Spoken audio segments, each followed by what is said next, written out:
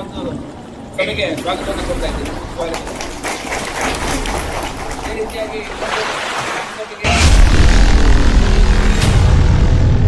ಒಂದು ಇಲ್ಲಿ ಶಾಂತಿ ಸಭೆ ಕರೆದಿರ್ತಕ್ಕಂಥ ಉದ್ದೇಶ ಗಣೇಶ ಚತುರ್ಥಿ ಮತ್ತೆ ಈದ್ ಮಿಲಾದ್ ಪ್ರಯುಕ್ತ ಎರಡೆರಡು ಒಟ್ಟೊಟ್ಟಿಗೆ ಅಂದ್ರೆ ಕಡಿಮೆ ದಿನದ ಅಂತರದಲ್ಲಿ ನಾವು ಆಚರಣೆ ಮಾಡ್ತಾ ಇರೋದ್ರಿಂದ ಶಾಂತಿ ಸೌಹಾರ್ದತೆಯನ್ನ ಕಾಪಾಡಬೇಕಾಗಿದೆ.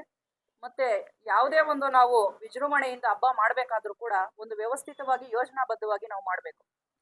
ಈಗ POP ಗಣೇಶಗಳನ್ನ ಖರೀದಿ ಮಾಡಬಾರ್ದು, ಅದನ್ನ ಎಲ್ಲೂ ಕೂಡ ಪರಿಸರಕ್ಕೆ ಹಾನಿಕಾರಕವಾಗದಂತ ರೀತಿಯಲ್ಲಿ ಉಪಯೋಗಿಸಬೇಕು ಅಂತ ಈಗಾಗ್ಲೇನೆ ನಾವು ಸುಮಾರು ದಿನಗಳ ಹಿಂದೆನೆ ನಾವು ನಿರ್ದೇಶನವನ್ನ ನೀಡಿರ್ತೀವಿ.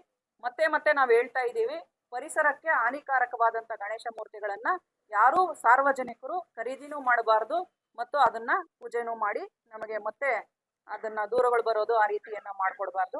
ನಿಮಗೆ ಮೂರ್ತಿನ ಪ್ರತಿಷ್ಠಾಪನೆ ಮಾಡೋದಿಕ್ಕೆ ಮತ್ತೆ ಹಬ್ಬ ಆಚರಣೆ ಮಾಡೋದಿಕ್ಕೆ ಏಕಗವಾಕ್ಷಿ ಮುಖಾಂತರ ನಮ್ಮ ಈಗಾಗ್ಲೇನೆ ಕಮಿಷನರ್ ಅವರು ಹೇಳಿದ್ರು, ಅವರು ನಿಮ್ಗೆ ಪರ್ಮಿಷನ್ ಕೊಡ್ತಾರೆ. ನಗರಸಭೆ ವ್ಯಾಪ್ತಿಯಲ್ಲಿ ಇರ್ತಕ್ಕಂಥದ್ದನ್ನ ಅವ್ರು ಕೊಡ್ತಾರೆ. ಗ್ರಾಮಾಂತರದಲ್ಲಿ ನಮ್ಮ ಪೊಲೀಸ್ ಇಲಾಖೆ ವತಿಯಿಂದ ನಿಮ್ಗೆ ಪರ್ಮಿಷನ್ ಕೊಡ್ತಾರೆ. ಮತ್ತೆ ಅದನ್ನ ವಿಸರ್ಜನೆ ಮಾಡೋದಕ್ಕೂ ಕೂಡ ಸೂಕ್ತವಾದಂತ ಸ್ಥಳವನ್ನ ನಾವು ಮಾಧ್ಯಮದ ಮುಖಾಂತರ ತಮ್ಗೆಲ್ರಿಗೂ ತಿಳಿಸ್ತೀವಿ. ಅಲ್ಲೇ ವಿಸರ್ಜನೆ ಮಾಡ್ಬೇಕಾಗ್ತದೆ. ಮತ್ತೆ ವಿಸರ್ಜನೆ ಮಾಡ್ಬೇಕಾಗಿರ್ತಕ್ಕಂಥ ಸಮಯ ಕೂಡ ಹೇಳ್ತೀವಿ.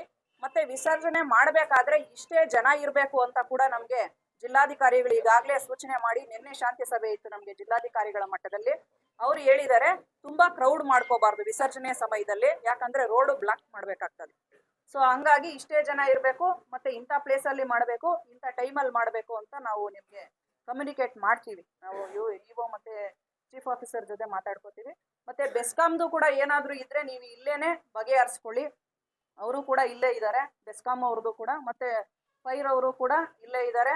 ಅವರು ನಿಮ್ದು ಏನಾದ್ರೂ ಸಮಸ್ಯೆಗಳಿದ್ರೆ ಇಲ್ಲೇ ಕೇಳಿ ಇತ್ಯರ್ಥ ಮಾಡ್ಕೊಳ್ಳಿ. ಒಟ್ನಲ್ಲಿ ನಿಮ್ ಪರ್ಮಿಷನ್ಗೆ ಯಾವುದೇ ರೀತಿ ತೊಂದರೆ ಆಗ್ಬಾರ್ದು. ಒಂದ್ ದಿನದಲ್ಲಿ ನೀವು ಅರ್ಜಿ ಹಾಕಿದ್ರೆ ಮರುದಿನ ನಿಮ್ಗೆ ಪರ್ಮಿಷನ್ ಸಿಗ್ಬೇಕು. ಆ ರೀತಿ ವ್ಯವಸ್ಥೆಗಳು ಕೂಡ ಆಗಿದ್ದಾವೆ. ತಾವೆಲ್ಲರೂ ಕೂಡ ಶಾಂತಿ ಸೌಹಾರ್ದತೆಯಿಂದ ಈ ಹಬ್ಬವನ್ನು ಆಚರಣೆ ಮಾಡಿ ಕಾನೂನು ಸುವ್ಯವಸ್ಥೆಗೆ ಯಾವುದೇ ರೀತಿ ಧಕ್ಕೆ ತರಬಾರದು ಸಾರ್ವಜನಿಕರು. ಆ ರೀತಿ ನಿಮ್ಮಲ್ಲಿ ಮನವಿಯನ್ನ ಮಾಡ್ತಾ ನನ್ನ ಮಾತನ್ನು